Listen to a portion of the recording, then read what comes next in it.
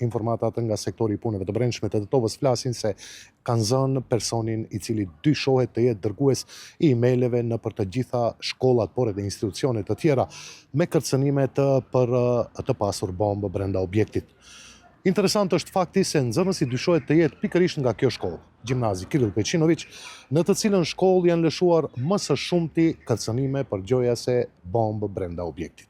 Drejtori i gjimnazit të Tetovës Jeton Kamberi për Alsat ka konfirmuar se inspektorët e sektorit të punëve të brendshme të Tetovës kanë kërkuar të dhëna për nxënës të kësaj shkolle në ndyshimet se është dërguesi i mailave për bomba. Ne kemi komunikuar në mëngjes, kanë kërkuar ata disa informata për t'i konfirmuar, kanë ata dyshimet e veta, ne u kemi ofru informacionet të cilat i kanë kërkuar dhe sipas tyre ekziston i dyshuar. Sipas informatave të televizionit Alsat, sektori i punëve të brendshme në Tetovë në bashkëpunim me pjesëtarë të Ministrisë së Punëve të Brendshme të Shkupit, që prej 2 ditësh kanë hetuar personin e dyshuar. Gjatë bastisjes në shtëpinë e të riut, në fshatin Pollatic të Tetovës, janë konfiskuar edhe celular dhe kompjuter. Personi i dyshuar është nxënës i vitit të 4 në Gjimnazin Kirill Peçinović në Tetovë, ndërsa është djali i një ish funksionarit të opozitës. I riu është i njohur edhe për shkelje të mëhershme.